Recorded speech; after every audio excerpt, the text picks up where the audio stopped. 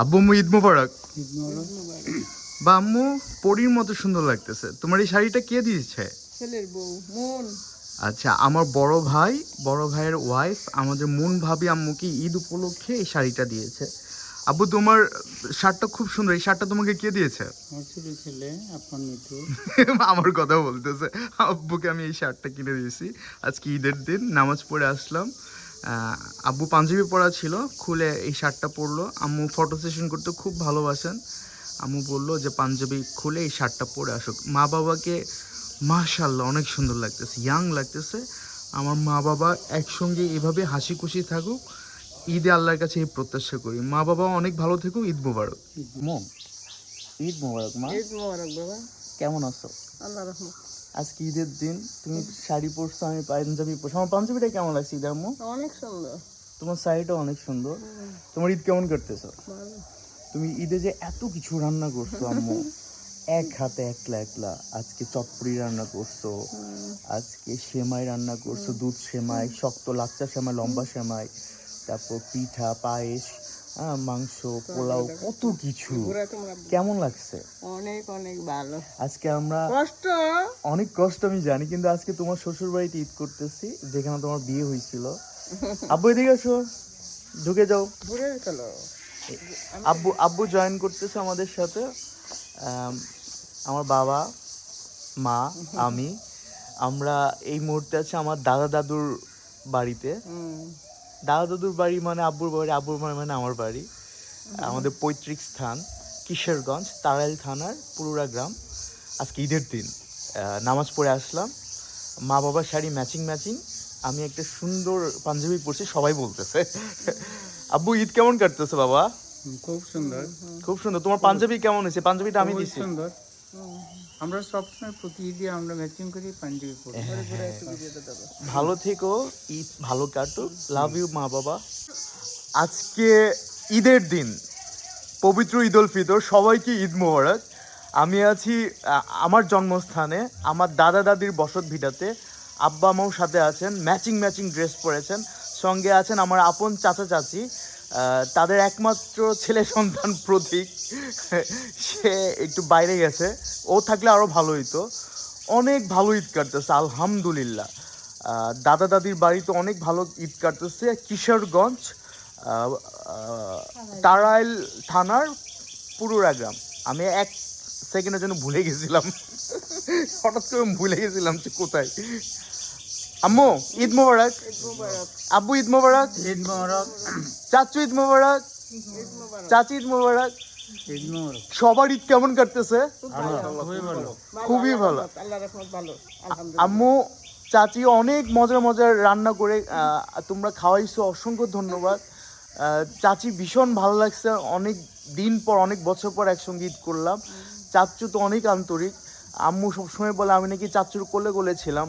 আমার জন্য সবসময় খেলনা, দুধ এগুলো আনতো। খুব নাকি আদর করতো চাচু আমাকে। আর আব্বু, তোমার কেমন লাগতেছে বলো? খুব ভালো। আব্বুর পাঞ্জাবি, আম্মুর শাড়ি, ঈদের শাড়ি একরকম হয়ে গেছে। আমার বড় ভাই আর বড় ভাইয়ের ছেলে জাহিন, তাদেরও পাঞ্জাবি একরকম। বড় ভাই শাশুড়ির শরীর খারাপ দেখে এবার আসতে পারে নাই। আর আমার চাচা চাচির মেয়ে মাহিনের 1-1.5 বছর আগে বিয়ে হয়েছে, শ্বশুরবাড়িতে আছে। আর প্রতীক তো ছিল, কিন্তু এই মুহূর্তে নেই। ওভারঅল আলহামদুলিল্লাহ খুব ভালো ঈদ কাটতেছে পৈতৃক ভিটাতে। সবার ঈদ ভালো কাটুক, এই শুভেচ্ছা রইল। ভালো থেকো সবাই যারা ভিডিও দেখতেছেন। ঈদ মোবারক। আল্লাহ হাফেজ। আল্লাহ বলো। আব্বু ঈদ মোবারক। ঈদ মোবারক। আম্মু ঈদ মোবারক। ঈদ মোবারক। কেমন কাটতেছে তোমাদের ঈদ? ভালোই, রান্না করতে তো জানছে। রান্না করতে করতে জানছিস। আজকে ঈদ উপলক্ষে তোমরা একই কালারের ড্রেস পরছো, চমৎকার লাগতেছে মা বাবা, খুব সুন্দর লাগতেছে। আব্বু তোমার ঈদ কেমন কাটলো? Very good. আম্মু তোমার ঈদ কেমন কাটলো? খুব ভালো। আব্বু আর আমি আমাদের গ্রামের মসজিদ কিশোরগঞ্জ, সেখানে ঈদের নামাজ পড়তে যাচ্ছি। দুজনের নতুন পাঞ্জাবি, ফিলিং টু গুড। জীবন সুন্দর। তাআলা বলেন চাচু ঈদ মোবারক। জাবিল হাসানা ফালাহু আশরু আব্বু আমসালিহা। ঈদ মোবারক। কোন মানুষ যদি একটা নেক কাজ করে আল্লাহ আমরা 10 গুণ বাড়ায় কিশোরগঞ্জ দেয়। ঈদগাহে কোন মানুষ যদি নামাজ একটা নেক পড়তে কাজ আসছি, করে আমাদের আল্লাহ গ্রামের কয় গুণ ঈদগাহ। বাড়ায় দেয়? তারাইল 10 থানার গুণ পৌর বাড়ায় থানা। দেয়। তে আমরা যে 30 দিনের রোজা রাখলাম, প্রতীক, ঈদ 30 মোবারক। দিনের রোজায় 30 দশে কত হয়? 300 দিন। সবাইকে ঈদের 30 দিনের রোজায় সবার ঈদ ভালো কাটুক। 300 দিন গরু করে কি কর? গরুর প্রস্রাব পায়খানা আর মানুষের এটার মধ্যে ব্যবধান আছে না নাই? গরু প্রস্রাব পায়খানা করে দাঁড়াইয়া দাঁড়াইয়া, একটা পশু প্রস্রাব পায়খানা করে দাঁড়াইয়া, আর মানুষের সিস্টেম হলো বৈশা। হ্যাঁ, কিন্তু এই মুসলমান সমাজের ভিতরে এক শ্রেণীর মানুষ আছে এগুলি দাঁড়াইয়া প্রস্রাব করে। এমন প্যান্ট পরছে যেটা বসার কোনো সুযোগ নাই, এটা দাঁড়াইয়াই প্রস্রাব করলো। আল্লাহ বলেন তুই পশুর চেয়ে খারাপ। এই যে দাঁড়াইয়া প্রস্রাব করলো এটা হলো পশুর চেয়ে খারাপ। বলো বলো ঈদ মোবারক, বলো বলো ঈদ মোবারক, আরেকটা হলো বলো ঈদ যে মোবারক। মুসলমান কোনোদিন দাঁড়াইয়া প্রস্রাব করতে কথা বলতে পারো না তাহলে বাবা? মুসলমান তুমি বাবা তুমি তুমি? একটা দামি মানুষ, তোমাকে টাকা তুমি কে দিছে? দামি মানুষ হইয়া তুমি ওদামা কামটা কেমনে? এই ভিতরে যদি খালি থাকে তো একজন একজন করে আমার বাবা। বসায় দেন। লা ইলাহা ইল্লাল্লাহ, গ্রামের ঈদগাহে লা ঈদের নামাজ ইলাহা সকাল 10টায় শুরু হবে। সবাইকে ঈদ মোবারক। লা ইলাহা লা ইলাহা ইল্লাল্লাহ মুহাম্মাদুর রাসূলুল্লাহ সাল্লাল্লাহু আলাইহি বসবো কোথায়? ওয়াসাল্লাম। আব্বু কোথায় বসবো? রমজানের পরে আরো 6টা রোজা আছে, যে মাসটা চলতেছে এই মাস।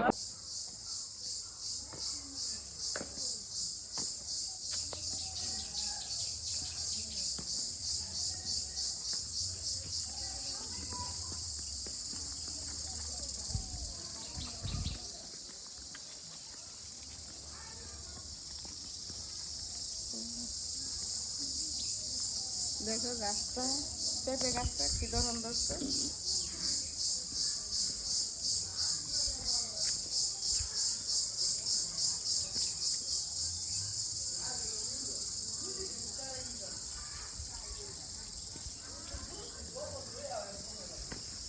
তুমি কই আসো?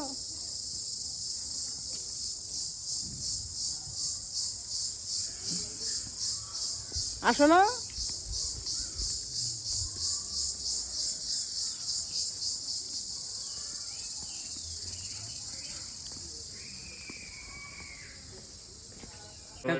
শুক্রবার শনিবার ঈদের দিনে আমরা ফুফুর বাড়ি আসছি, বৃহস্পতিবারই বানাইল। ইংরেজি স্কুল করতে আপনার 1 কোটি টাকা লাগে, কেন আপনার সব থাকবে? এহেন কি পয়সা গান কামাই হয়েছে কোম্পানি থেকে।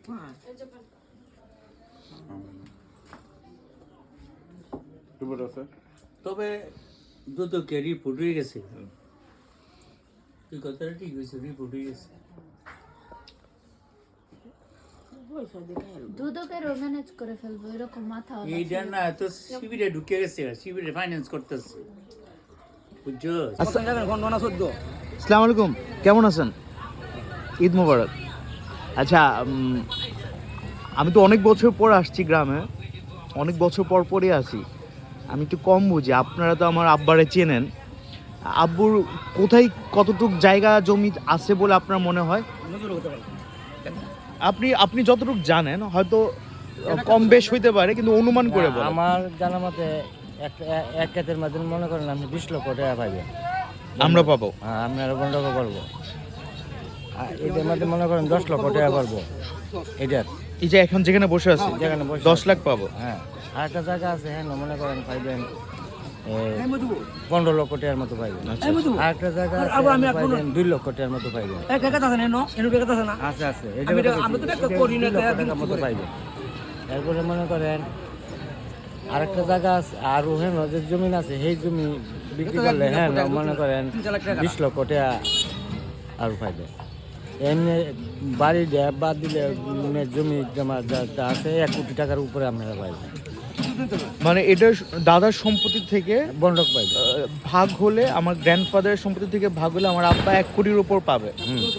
আর এছাড়াও তো আব্বু নিজের টাকা অনেক জমি জমা কিনছে, সেগুলো হিসাব করলে এইগুলা হিসাব করলে মনে করেন আরো 30 লক্ষ টাকা হবে। আচ্ছা, ধরি সব কিছু মিলে প্রায় 1.5 কোটি টাকা হতে পারে। হ্যাঁ, কাছাকাছি 1.5 কোটি টাকা। আচ্ছা আচ্ছা, তাহলে এগুলো পাওয়ার উপায় কি, কি করতে হবে? কিন্তু বন্টনামা করতে হবে। বন্টন নামা? তা আমার এক চাচা যে কানাডায় থাকে, ওনার লাগবে না বন্টন করতে গেলে? লাগবে, ওনার অনুমতি লাগবে মোবাইলে? এখন তো সহজে যে হিসাব ভাগ করে পালাই দিব। আমারটা আমি নিয়ে নেবো, ওরা কোনোদিন বাংলাদেশে আসলে নিয়ে নেবে। হ্যাঁ, এই যে মনে তো রাখছে না ওনার, আপনার ছোট চাচুর জমিটা আছে না, হ্যাঁ। আপনার মেজু চাচু বেঁচে গেছে, আপনারা বেঁচে গেছেন, হ্যাঁ। মুরাদ মামা বেচছে, এখন রয়েছে আপনার ছোট চাচুর জমি, হ্যাঁ। হয়ে গেছে না? সেলিম চাচাও বেচছে? হুম, আচ্ছা আচ্ছা হয়ে গেছে না? আচ্ছা আচ্ছা। তার মানে বেচাবেচি বাদ দিয়েও প্রায় 1.5 কোটি টাকার সম্পদ আমাদের আছে, মানে আমার বাপের আছে, যেটা আমরা 2 ভাই পাবো। আমাদের তো আর বন্টন নাই, আর কেউ নাই। না, ঠিক আছে। ঈদ মোবারক ভাই। ঈদের দিন আজকে এই সম্পত্তি নিয়ে কথা বলতে চাই নাই, কালকে আমি চলে যাব, একটা রেকর্ড রাখলাম। আচ্ছা ঠিক আছে। আজকে মাস্টার বাড়িতে ঈদ উদযাপন চলতেছে। আমি আছি হচ্ছে গ্রামের বাড়িতে, আমার দাদা দাদির বসত ভিটায় ঈদ করতে আসছি আব্বা আম্মাকে সাথে নিয়ে। সঙ্গে আছেন আমার চাচা চাচি। ভীষণ মজা হচ্ছে, ভীষণ মজা হচ্ছে। আমার